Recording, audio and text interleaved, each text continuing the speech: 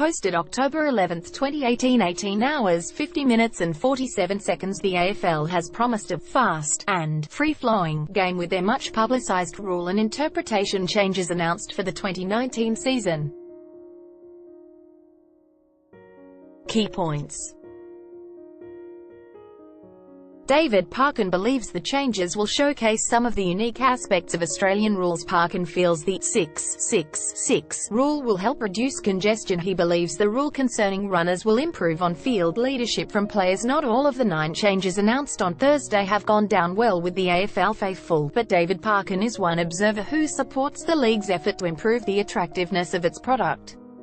Parkin, who won 4 premierships as a coach and captain, believes the AFL needs to be applauded for how it has gone about the changes. "I'm not a great critic of what has happened, as I think the rule changes have been well thought through," Parkin told the ABC. "This is the best process we've ever used." Parkin estimates there has been 58 changes to the rules in the VFL, AFL during his almost 7 decades in the game. He feels every AFL stakeholder, whether it be the players, spectators or administrators, can be satisfied the changes announced will have a positive effect. "I am all for anything that will make it better for us who watch it, whether we are watching on television or in real life," Parkin said. "I think we have got to make it more fun for the players because it is such a deadly serious game." Marking contests, 50-metre penalties and the ruck were among parts of the game that will be impacted by the 9 changes, but there were 3 that stood out for Parkin. 6-6-6 rule set to free up play. The AFL has dictated teams must have 6 players inside both 50-metre arcs, with 1 inside the goal square, and 4 midfielders have to start inside the centre square, with 2 wing men positioned along the wing. The so-called 6-6-6 rule is designed to create less congestion and was discussed at length during the 2018 season. Parkin welcomes the introduction of what the AFL described as traditional playing positions. "It's not going to have a dramatic effect," he said. "Once the ball is in play, players are then free to move where they want, and I think it will have an insignificant effect, except to make it a bit freer at the centre bounce time." Kick-ins rule may see a return of longer kicks, high marking. The contentious 18-metre goal square proposal failed to get the green light, much to the delight of a significant amount of AFL supporters. There are tweaks, however, to the kick-in rules.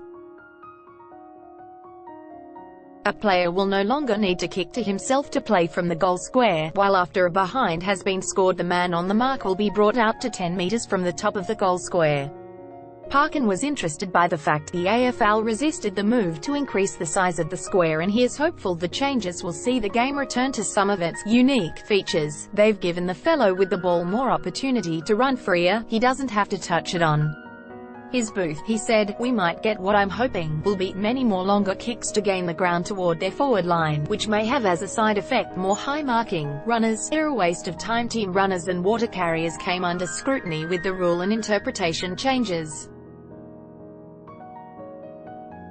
The AFL has stated runners now may only enter the playing surface after a goal has been kicked and must exit before play restarts. Water carriers will not be allowed to come onto the field of play outside of stoppages.